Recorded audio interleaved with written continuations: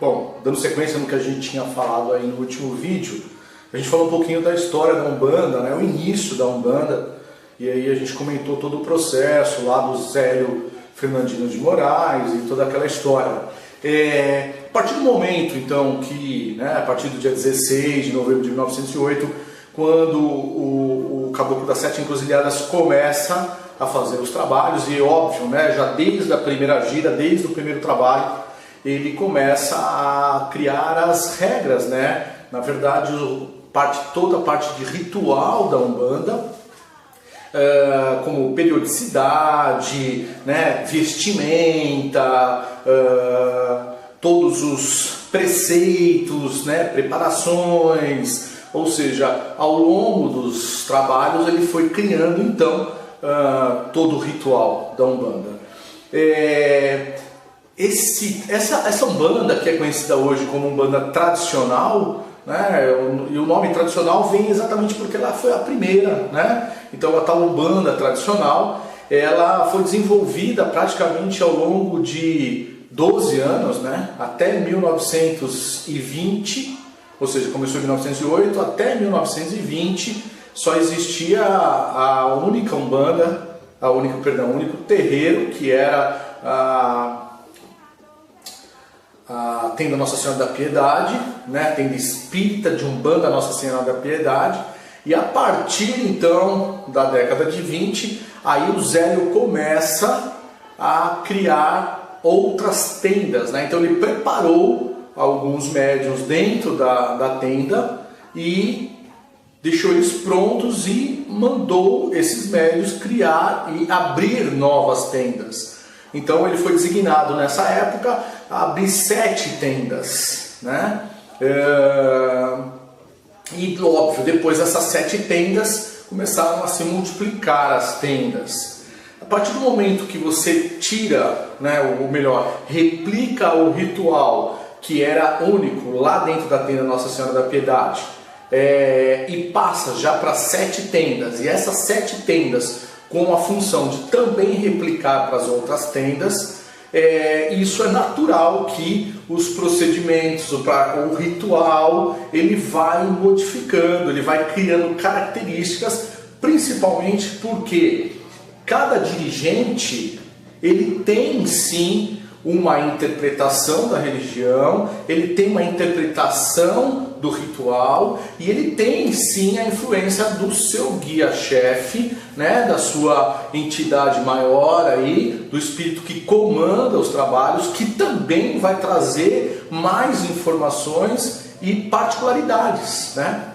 Então é muito fácil de entender que o que aconteceu é que ao longo dessas décadas, a Umbanda ela foi criando vários tipos de Umbanda, né? Por isso que a gente fala de muitas Umbandas.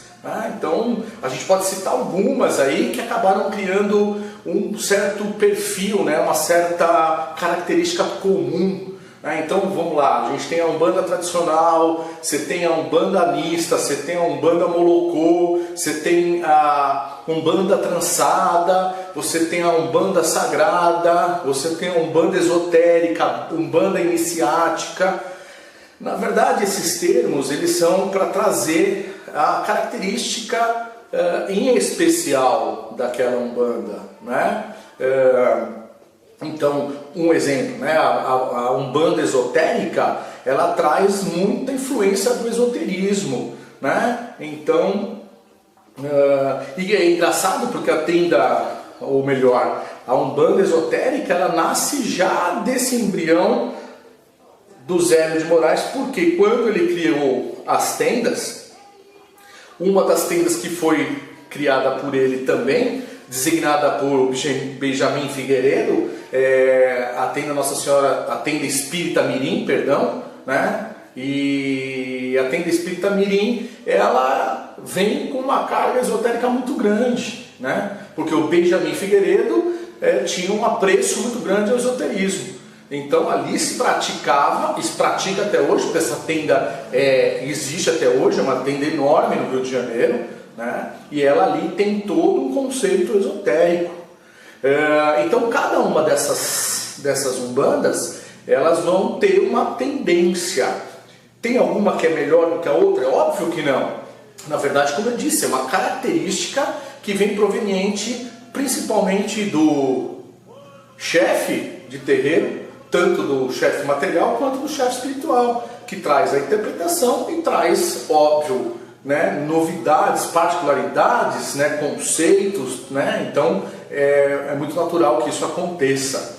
A gente pratica, é até difícil de falar qual tipo de Umbanda, né? O bom é falar Umbanda, mas se tiver que dar a nomenclatura a essa segmentação, o que a gente pratica aqui é a Umbanda sagrada, né? E a Umbanda sagrada, na verdade, ela foi criada pelo Rubens, não com a intenção de criar mais uma Umbanda, mas ela foi criada pelo Rubens porque o Rubens Saraceni trouxe muita informação e ele queria mostrar, na verdade, que aquilo que ele estava colocando como informação vinda da espiritualidade era simplesmente que aquilo lá era sagrado, né? Que aquilo realmente vinha do sagrado. E aí ele intitulou Umbanda Sagrada, mas ele não tinha em nenhum momento a intenção de criar mais uma Umbanda. Mas, querendo ou não, criou-se, né? Então, o Rubens Saraceni, na verdade, ele acabou formando muita gente, né? Então, você tem um elo, né, um segmento da Umbanda chamado Umbanda Sagrada que é muito grande, porque realmente o Rubens criou e formou muita gente, né? O Rubens Saraceni foi formado pelo pai Ronaldo Linares, que foi formado pelo Zélio Fernandina de Moraes. Então você tem uma linha aí, né, que a gente chama... Entendam que isso é só histórico, entendam que isso é só referência, nada melhor, nada mais importante do que ninguém, por favor. Mas a gente diz que a gente tem uma linha pura, né? A linha pura não significa que as outras são impuras, mas é uma linha direta, porque quem começa é o pai Zélio, depois de muito tempo o pai Ronaldo procura informação sobre a Umbanda, descobre que a Umbanda foi iniciada então pelo tal pai Zélio, ele vai até o Rio de Janeiro para conversar com o Zélio, para entender esse início todo da Umbanda. É uma passagem muito louca, depois eu vou fazer um videozinho só explicando esse dia que o pai Ronaldo foi, porque é muito louco, né? Essas histórias da Umbanda, elas precisam ser replicadas porque são maravilhosas.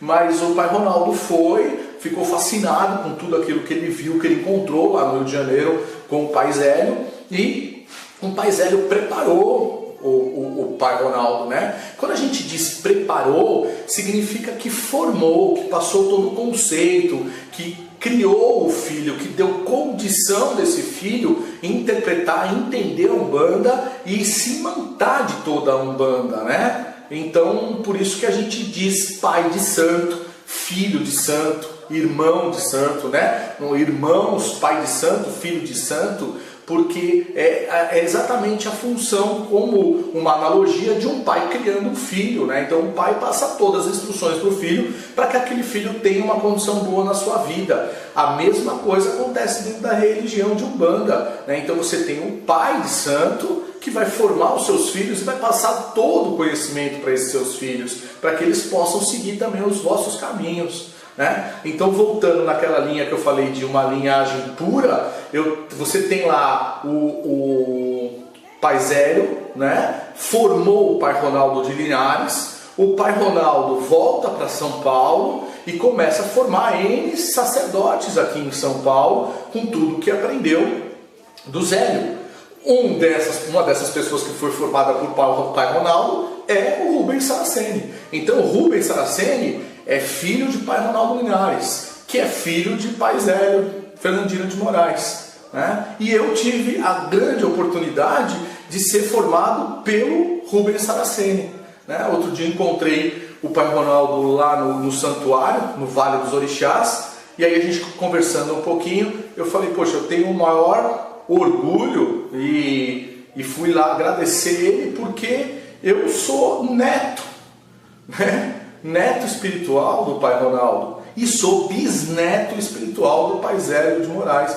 E isso para mim não tem preço. Eu tenho uma verdadeira paixão por isso, né? Eu acho que eu sou um cara iluminado, privilegiado por ter essa formação e sem saber de nada disso, porque eu também fui para a Umbanda, como a maior parte de vocês, por uma situação do acaso, né? Também depois vou falar como foi essa história aí, mas, né, voltando então na Umbanda e suas Umbandas, você tem, imagina então, nessa trajetória toda, essas pessoas sendo formadas e formando outras pessoas, vão criando então tipos diferentes de Umbanda.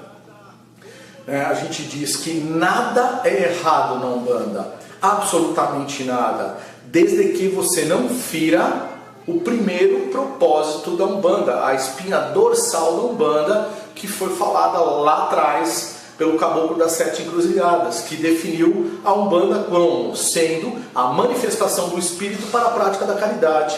Então, se você tem um ritual, né, embasado nessa verdade, ou seja, manifestação do Espírito para a prática da caridade, em cima dos conceitos da Umbanda, você é Umbanda, irmão.